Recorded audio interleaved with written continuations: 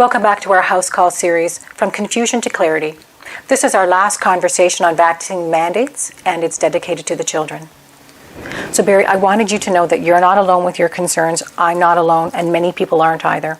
There are many organizations out there with great initiatives. One in particular is called the Mama Bears Initiative, where they have, it's actually a great resource tool for parents and guardians of children that have all of this information that we've been talking about it.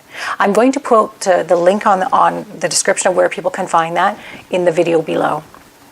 Yeah, Paul, I'm a grandfather. I have 6 grandchildren, and I'm very proud to say that. And I've been concerned from the get-go about using vaccines in children. Many people may not realize that the original studies on the vaccines in 2020 excluded certain groups: pregnant women and children. So we really don't have a lot of data on the safety profile of these in children. And we should have realized from the get-go as well, right from the beginning of the pandemic, that children did not seem to get sick from COVID or pick it up very often. And that's bizarre. It should have hit us over the head like a 2x4 because kids pick up everything. Yes. I remember when I was doing my training at Sick Kids many years ago, them telling us that the number of colds a child gets per year is equal to 10 minus their age in years. So a 2-year-old gets 8, a 7-year-old gets 3. And my experience as both a father and as a physician has been that that tends to hold quite true a lot of the time. And I think most parents will tell you that prior to becoming parents, they very seldom got sick, but once they had kids, they picked up everything, just like their kids did. Yeah, you know what, that's been my experience having a daughter. I know when she would get sick, I would get sick. And you're right that it was very striking that kids were being spared from getting COVID. I remember thinking like, phew, children aren't at risk. Yeah, thank goodness for that. Yeah, I don't think we necessarily understand that. I'm guessing that probably from their previous exposure to other coronaviruses, they developed cross immunity to COVID. Okay. And often natural immunity tends to be broader immunity because it includes not just humoral-based immunity, antibodies, but also cellular-mediated immunity, which we'll talk about later in Follow the Science.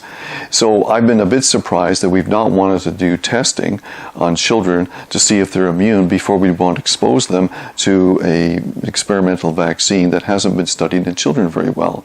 Now, sadly, there will be children who will not be immune and who may have comorbidities that would put them at much higher risk for getting sick. And by all means, they may, along with their parents and treating physician, want to consider vaccination. But they're a very small number. Well, you know, given this reality, is there any justification at all that mandates vaccination in children? Like, especially when the science tells us that they're at very low risks for getting it, and we know that we're in clinical trials about the safety and efficiency or effectiveness. We simply don't know. Like, what would be the possible justification in children? I don't know. Well, I've struggled to find a good ethical justification for vaccinating children. Again, going back to Sick Kids, we were taught children are not small adults. They're in a very vulnerable state of their development, and what may be safe for an adult isn't necessarily safe for a child. Yes. We are injecting RNA into their systems. That may end up being very safe. We just don't know. So the risks are very low. I admit that could happen, but the risk of them getting COVID itself is extremely low. And I think the evidence is that the risk for them transmitting COVID is also very low. Yes. So at the end of the day, if unlike usual vaccines where the child itself gets the benefit, the primary benefit of the vaccination, if the children are not getting any primary benefit from the vaccine, what it means is they're taking this vaccine, this inoculation, not for their benefit, but for the benefit of adults. They're essentially functioning like human shields. And to be honest with you, Paula, I find that unconscionable. Because we have to remember that once we inject this into them, there's no taking it out. Once we've stimulated their immature immune systems, we cannot turn that off. So I think if a parent wants their child to be vaccinated, that's something they should discuss with the treating physician who knows that child well. No parent should feel bullied into having their child inoculated with these COVID vaccines.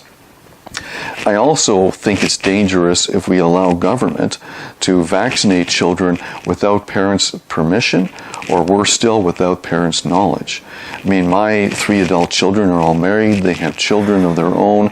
They are excellent parents. They are wise. They are intelligent. They are loving. They do not need politicians, experts, or big pharma telling them how to raise their children. The day that happens will be a terrifying day for me.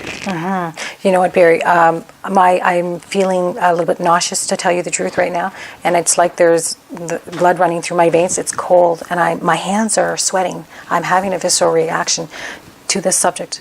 I hope that there are many parents and guardians, grandparents, that are sharing our concerns. Like, a wholesale vaccine mandate for children is morally problematic. You know, as we discussed in our previous videos, the situation with these vaccines is not the same at all with the other childhood immunization. It's a radically new technology, and it is still in the experimental phase. Yeah, Paula, you know, my grandkids call me Pop Pop, and